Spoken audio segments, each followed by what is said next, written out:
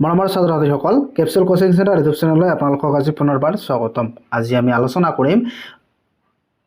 মৰমৰ ছাত্ৰ-ছাত্ৰীসকল capsule coaching centre YouTube চেনেললৈ আপোনালোকক আজি পুনৰবাৰ স্বাগতম।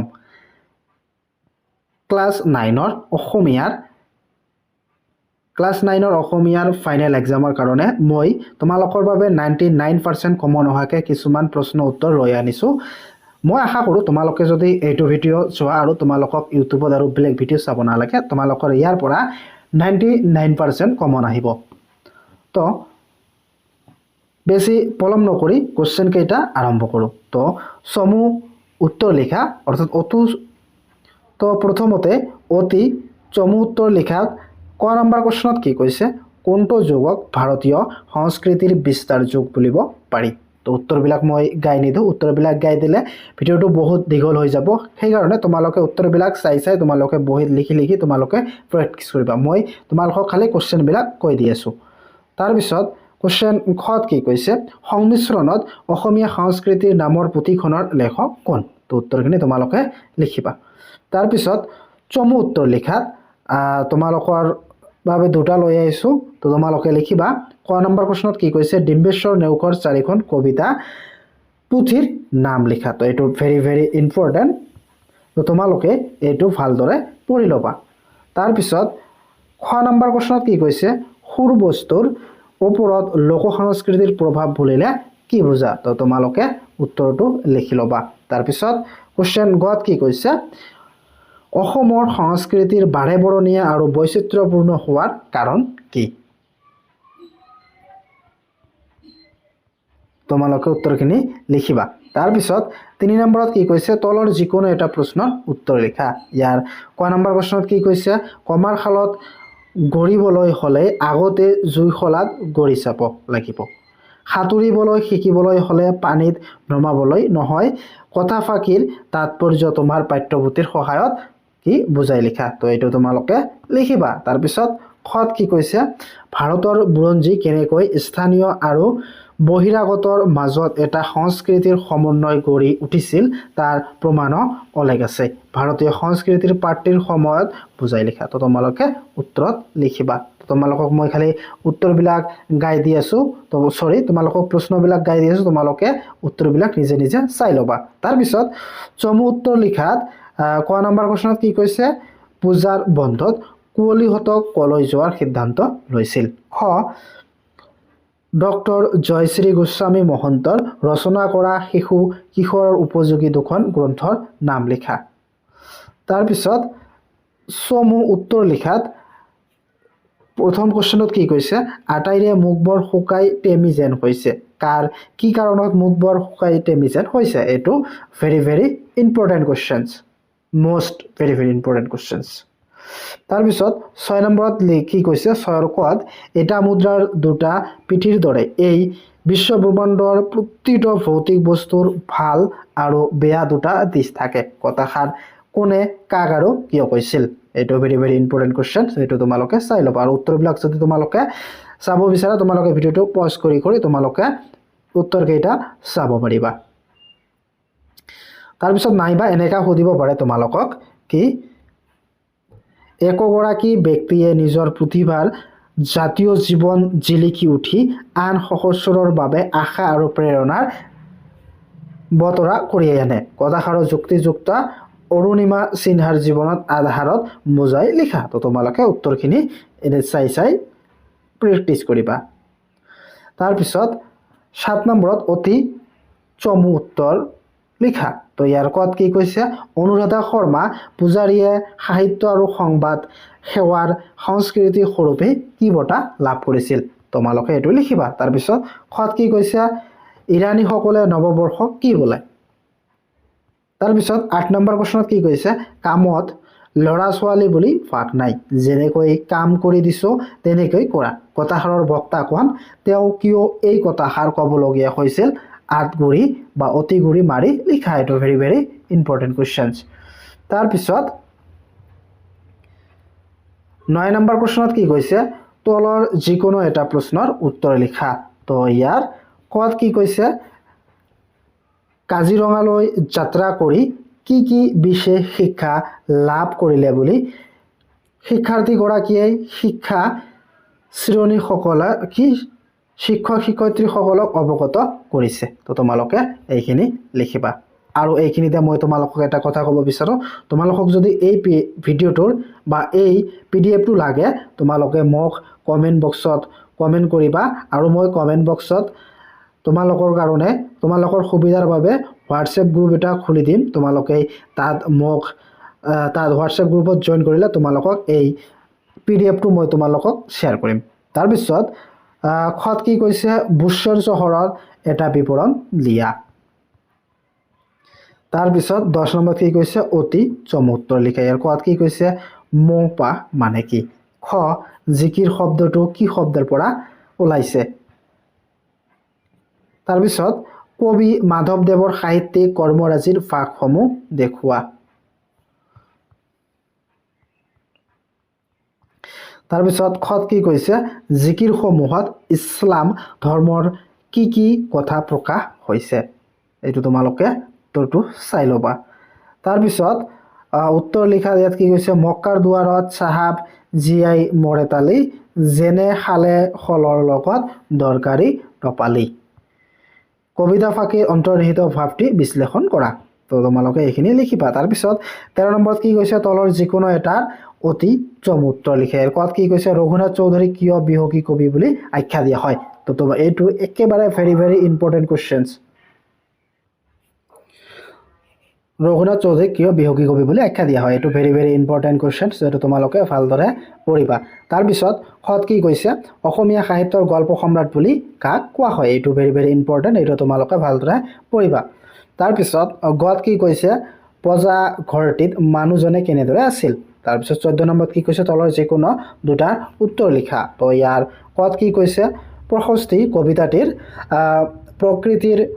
সুধাৰ মাজত কিদৰে সুন্দৰৰ সাধনা লুকাই আছে বিৱৰি লিখা তাৰ পিছত খত কি কৈছে অসমলৈ যুদ্ধ কৰিবলৈ আহি মোগলসকলে অসমৰ ৰূপ কিদৰে বৰ্ণনা কৰিছে বুজাই লিখা তাৰ পিছত গত কি কৈছে হেৰা অচিনাকি মানুহজন তোমাক কি লাগে হে ইয়াত কোন কিয় কবিক এনেদৰে সুধিছে বুজাই লিখা তাৰ পিছত কি কৈছে ক নম্বৰত মন্দিৰৰ আপেক্ষিক ৰবা ফুলিলেও দিছে যাচি প্ৰম পৰিলম কবিতা ফাঁকিৰ অন্তৰ্নিহিত ভাৱটি বিশ্লেষণ কৰা তো তোমালোকে উত্তৰবিলাক তোমালোকে নিজে চাই ল'বা বা নাইবা তোমালোকক এনেকৈ সুধিব পাৰে দৃশ্যান্তৰ কবিতাটোৰ মূল ভাৱ লিখা তাৰ পিছত 16 নম্বৰত কি কৈছে তলৰ যিকোনো এটাৰ বেশ বাক্য সহ সমাৰ নাম লিখা তো এইবিলাক তোমালোকে পঢ়িবা তাৰ পিছত তলত যিকোনো এটা শব্দৰ সন্ধি ভঙা তো তোমালোকক সন্ধি ভঙা আহিব তোমালোকে এইবিলাক চাই গ'লে তোমালোকক ইয়াৰ পৰা 99% বা 100% কমন আহিব তাৰ পিছত গত কি কৈছে তলত দিয়া বাক্যটি সৰল বাক্যলৈ পৰিৱৰ্তন কৰা তো এইবিলাক তোমালোকক সৰল বাক্য আহিব তো তোমালোকে এইবিলাক চাই যাবা তোমালোকক এইবিলাকৰ পৰা পৰীক্ষাত আহিব তাৰ পিছত গত কি কৈছে তলত দিয়া যিকোনো এটা শব্দৰ মধ্যন্ন বা মধ্যস্য হোৱাৰ কাৰণ কি তো তোমালোকে এইবিলাক আহিব তো তোমালোকে এইবিলাক চাই যাবা তো মই তোমালোকক এইবিলাক পঢ়ি দিয়াৰ ইমান টাইম নাই তো ভিডিঅ'টো বহুত দীঘল হ'ব তোমালোকৰ পৰীক্ষা যিহেতু কাজ চাপি আহিছে তোমালোকে যদি এই ভিডিঅ'টো ভালদৰে চোৱা তোমালোকৰ ইয়াৰ পৰা 100% কমন আহিব তাৰপিছত কি কৈছে যথাস্থানত জ্যোতি চিহ্ন বহুৱা তো এইটো আহে পৰীক্ষাত তো তোমালোকে এইটো চাই যাবা তাৰপিছত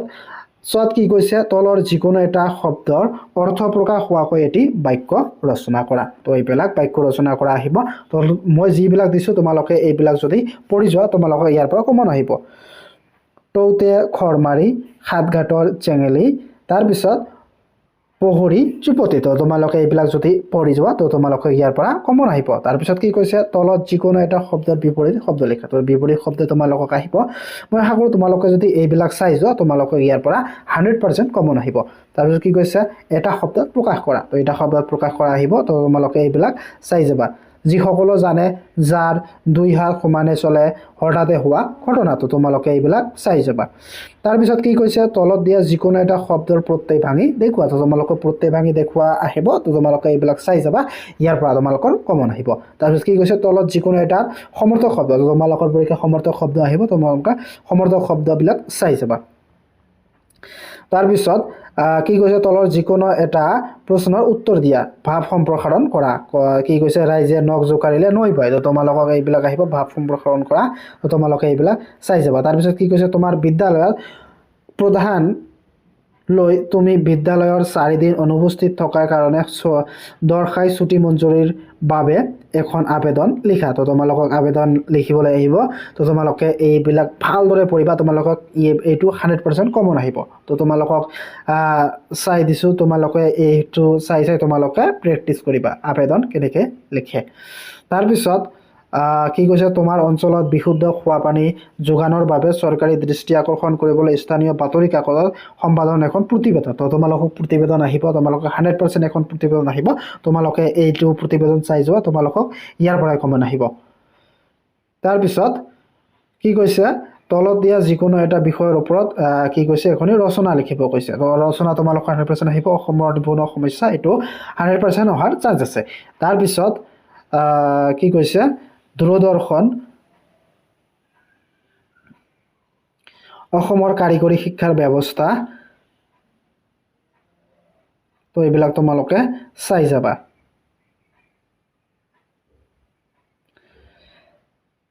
তাৰপিছত 21ত কি কৈছে তলৰ যিকোনো এটাৰ অতি চমু উত্তৰ লিখা কি বিসৰ্জক পাৰ্টি কৰ পৰা তুলি দিয়া হৈছে খ নালন্দা বিশ্ববিদ্যালয়ৰ বিখ্যাত অধ্যক্ষজন কোন আছিল তাৰপিছত চমু উত্তৰ লিখাত ক নম্বৰ কি কৈছে কুলক্ষয় দোষক কিয় মহাপাপ বুলি বলা হৈছে খ বিক্ৰমশিলা বিশ্ববিদ্যালয়ৰ বিষয়ে চমু টকা লিখা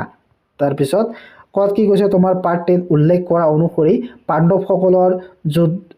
যুদ্ধোৎসৱৰ বিষয়ে লিখা নাইবা এনেকৈ সুধিব পাৰে প্ৰাচীন ভাৰতৰ কেইটা বিশ্ববিদ্যালয় আছিল প্ৰত্যেকৰে নাম লিখা তাৰপিছত কত কি কৈছে 24ৰ কইনাৰ চাতৰি নামৰ কবিতাটিৰ কবিৰ কোনখন পুথিৰ অন্তৰ্গত অম্বিকাগিৰি ৰায় চৌধুৰীয়ে গুৱাহাটীৰ কোনখন বিশ্ববিদ্যালয়ত শিক্ষা লাভ কৰিছিল নহলে যে বিশ্বসভাত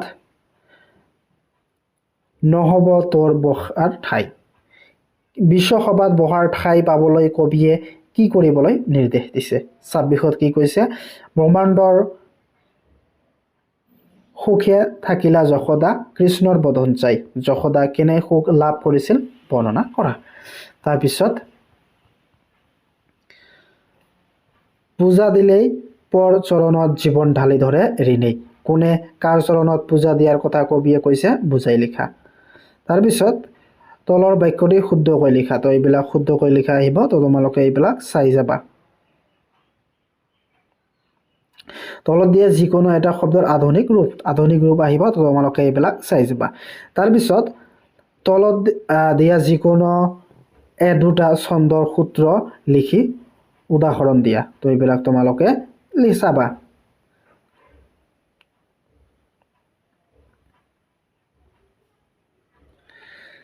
তাৰপিছত অতি চমু উত্তৰ লিখাত এই ভিডিঅটো পঢ়িবা এজন উদ্যোগী অৰ্থাৎ এণ্টাৰপ্ৰেনিউৰ আৰু কৰ্মহীন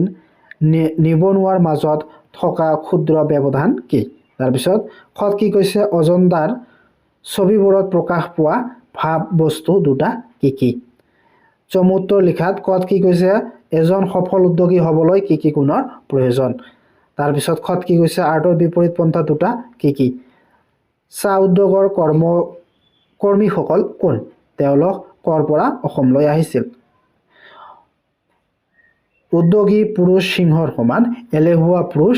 কাপুৰুষৰ নিচান শিক্ষাগুৰুৱে কিয় এনেদৰে ক'লে পাঠৰ সহায়ত লিখা এইটো ভেৰি ভেৰি ইম্পৰ্টেণ্ট কুৱেশ্যনছ তাৰপিছত বিশেষ এটা উদ্যোগিক বেৰিষ্টাৰীৰ মাজত বসবাস কৰিবলৈ লোৱা কাৰণেও থলুৱা সংস্কৃতিৰ পৰা আঁতৰি পৰিল ইয়াত কি উদ্যোগিক আবেষ্টনীৰ কথা উল্লেখ কৰিছে আৰু কোনে কিহৰ বাবে আঁতৰি পৰাৰ কথা কৈছে পাঠৰ আমলত বুজাই লিখা তাৰপিছত কত কি কৈছে কুঁৱলীৰ অন্তৰংগ বান্ধৱীগৰাকী কোন আছিল তো তোমালোকে লিখিবা তাৰপিছত হস্পিটেলৰ বিচনাত শুই থাকোঁতে অৰুণিমাৰ মনত কি সপোন তীব্ৰ ৰূপ লৈছিল তাৰপিছত 5 নম্বৰত চমু উত্তৰ লিখাত কত কি কৈছে ইমানখিনিলৈ আহি আৰু উভতি যোৱাৰ প্ৰশ্ন নুঠে যি হয় দেখা যাব কথাষাৰৰ বক্তা কোন কাক উদ্দেশ্য কৰি বক্তাই কিয় কথাষাৰ কৈছিল তাৰপিছত 3 নম্বৰত কি কৈছে তলৰ যিকোনো এটা প্ৰশ্নৰ উত্তৰ লিখে আৰু ক নম্বৰ প্ৰশ্নত কি কৈছে এটা কথাই কুঁৱলীৰ মনত শংকাৰ সৃষ্টি কৰিলে কি কথাই কুঁৱলীৰ মনত শংকাৰ সৃষ্টি কৰিলে পাঠৰ আধাৰত বুজাই লিখা তাৰপিছত চমু উত্তৰ লিখা ক নম্বৰ প্ৰশ্নত কি কৈছে অৰণ্যৰ যাত্ৰাৰ দলপতি হিচাপে কাক দায়িত্ব দিয়া হৈছিল এটো ভেৰি ভেৰি ইম্পৰ্টেন্ট কোৱেশ্চনছ তাৰপিছত খত কি কৈছে ইৰানে কেতিয়া ইছলামিক গণতন্ত্ৰ হিচাপে স্বীকৃতি লাভ কৰে তাৰপিছত চমু উত্তৰ লিখাত কি কৈছে প্ৰকৃতিৰ কোনবৰ সুন্দৰ নিয়মে পাহিক আকৃষ্ট কৰে তো এটো ভেৰি ভেৰি ইম্পৰ্টেন্ট কোৱেশ্চনছ তাৰপিছত 9ৰ কত কি কৈছে বাইদেউহত আমাক বচোৱা কোনে কাক বাইদেউহতক বুলি সম্বোধন কৰি বচাবলৈ কিয় অনুৰোধ কৰিছিল তো উত্তৰখিনি তোমালোকে লিখিবা নাইবা এনেকা সুধিব পাৰে শিৰিনী ইভাৰ্ডি কোন তেওঁৰ সংগ্ৰামৰ বিষয়ে পাঠ্যৰ সহায়ত বুজাই লিখা তাৰপিছত 13 নম্বৰ প্ৰশ্নত কি কৈছে অতি চমু উত্তৰ লিখা ইয়াৰ ক নম্বৰ প্ৰশ্নত কি কৈছে মাধৱদেৱৰ বৰগীতৰ মাজেৰে কি ভক্তিৰ ভাৱ প্ৰকাশ পাইছে এটো ভেৰি ভেৰি ইম্পৰ্টেন্ট কোৱেশ্চনছ তাৰপিছত খত কি কৈছে আসমানৰ কুতুব তৰা আদমৰ জাত ইয়াত আদম কোন তাৰপিছত 11 নম্বৰত কি কৈছে চমু উত্তৰ লিখে ইয়াৰ ক নম্বৰ প্ৰশ্নত কি কৈছে মাধৱদেৱৰ ৰচিত ঝমুৰসমূহৰ নাম কি এটো ভেৰি ভেৰি ইম্পৰ্টেন্ট তাৰপিছত খত কি কৈছে জিকিৰ কবিতাৰ কবি আজান ফকীৰৰ চমু পৰিচয় দিয়া এটো ভেৰি ভেৰি ইম্পৰ্টেন্ট তাৰপিছত সনক সনন্দ যোগী যাহক ধিয়াই সকল নিগমে যাক বিচাৰি নাপায় ইয়াত কবিয়ে কি প্ৰসংগত কাৰ বিষয়ে কিয় এনেদৰে কৈছিল এটো ভেৰি ভেৰি ইম্পৰ্টেন্ট তোমালোকে ভালদৰে চাই লবা তাৰপিছত 13 নম্বৰত কি কৈছে তলৰ যিকোনো এটাৰ অতি চমু উত্তৰ লিখা কত কি কৈছে প্ৰকৃতিৰ কোনে সাদৰি আনিলে বুলি কবিয়ে কৈছে খ অসমৰ হেংদাং কত জিলিকিছিল এটো ভেৰি ভেৰি ইম্পৰ্টেন্ট কোৱেশ্চনছ তাৰপিছত গত নিজৰ ঘৰ বিচাৰি নোপোৱা মানুহজন কোন এটো ভেৰি ভেৰি ইম্পৰ্টেন্ট তাৰপিছত কি কৈছে তলৰ যিকোনো দুটাৰ চমু উত্তৰ লিখা উটাহে ঋষিক ধনী অমৃতৰ পুত্ৰ উঠা যদ মুক্তি পদযাত্ৰী কবিয়ে কিয় এনেদৰে আহ্বান জনাইছে বুজাই লিখা তাৰপিছত কি কৈছে কবিয়ে কিয় মৰাৰ পাছত পুনৰ অসমত জন্ম লম বুলি ভাবিছে বুজাই লিখা এটো ভেৰি ভেৰি ইম্পৰ্টেন্ট কোৱেশ্চনছ তাৰপিছত গত কি কৈছে এই কংক্ৰিটৰ ছবিখনত তেওঁক বিচাৰি নাপালো আৰু কোনে কাক বিচাৰি নাপালে বিচাৰি নোপোৱাৰ কাৰণ কি তো উত্তৰ তোমালোকে চাই লবা তাৰপিছত উত্তৰ লিখাত ক নম্বৰ কোৱেশ্চনত কি কৈছে প্ৰশস্তি কবিতাটোত প্ৰকৃতিৰ সুদাৰৰ মাজত কিদৰে সুন্দৰ সাধনা লুকাই আছে এটো ভেৰি ভেৰি ইম্পৰ্টেন্ট নাইবা মই অসমীয়া কবিতাটোৰ সাৰাংশ লিখা এটো ভেৰি ভেৰি ইম্পৰ্টেন্ট তাৰপিছত কি কৈছে তলত যিকোনো এটাৰ বেশ সমাৰ নাম লিখা তো এইবিলাক তোমালোকে চাই যাবা এইবিলাক ভেৰি ভেৰি ইম্পৰ্টেন্ট কোৱেশ্চন তাৰপিছত তলত যিকোনো এটা শব্দৰ সন্ধি ভাঙা তো সন্ধি ভাঙাবিলাক তোমালোকে চাই যাবা ইয়াৰ পৰা তোমালোকে 100% কমন আহিব তাৰপিছত তলত দিয়া বাক্যটিৰ মিশ্ৰ বাক্য পৰিৱৰ্তন কৰা তো এইবিলাক তোমালোকে চাই যাবা এইবিলাক তোমালোকৰ আহিব তাৰপিছত তলত যিকোনো এটাৰ অৰ্থ প্ৰকাশ হোৱাকৈ এটি বাক্য ৰচনা কৰা তো বাক্য ৰচনাবিলাক তোমালোকৰ 100% আহিব তোমালোকে এইবিলাক চাই যাবা কৈছে এটা শব্দত প্ৰকাশ কৰা এইবিলাকো আহিব তো এইবিলাক তোমালোকে চাই যাব মই ইমানবিলাক কাহিনীটো গাই দিলে ভিডিওটো দীঘল হ'ব তলত যিকোনো এটাৰ সমৰ্থক শব্দ লিখা তো সমৰ্থক শব্দ লিখা আহিব তো তোমালোকে এইবিলাক চাই যাব ভাৱ সম্প্ৰসাৰণ আহিব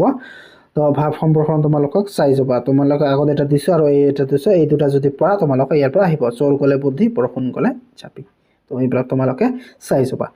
তাৰপিছত তোমাৰ বিদ্যালয়ৰ ছাত্ৰ ছাত্ৰীসকলৰ খেলা ধূলাৰ কাৰণে খেলৰ অধ্যাত্মিক সামগ্ৰী বিচাৰি তুমি খেল বিভাগৰ সম্পাদক হিচাপে বিদ্যালয়ৰ প্ৰধান লৈ এখন আবেদন পত্ৰ লিখা তো এটো এইবিলাক তোমালোকৰ পৰীক্ষাত 100% আহিব তো তোমালোকে কেনেদৰে লিখিব লাগে মই সকলোবিলাক টাইপ তোমালোকৰ পৰা আনি দিছো তোমালোকে যদি এইটো ভিডিও চাই যোৱা তোমালোকৰ আৰু বেলেগ ইউটিউবত আৰু বেলেগ ভিডিও চাব নালাগে তাৰপিছত তোমাৰ অঞ্চলত বানপানীৰ বাবে তো এইবিলাক তো তোমালোকে জানা তো তোমালোকে এইবিলাক পঢ়ি যাবা তোমালোকে ইয়াৰ পৰা 100% কমন আহিব তলত যিকোনো এটা বিষয়ৰ ওপৰত ৰচনা লিখা অসমৰ পৰ্যটন উদ্যোগ তাৰপিছত তোমাৰ প্ৰিয় গ্ৰন্থ এটো ভেৰি ভেৰি ইম্পৰ্টেন্ট কোৱেশ্চনছ তাৰপিছত বিজ্ঞানৰ অৱদান এইটো ভেৰি ভেৰি ইম্পৰ্টেণ্ট। তো তোমালোকে এইবিলাক চাই যোৱা, তোমালোকে ইয়াৰ পৰা আহিব।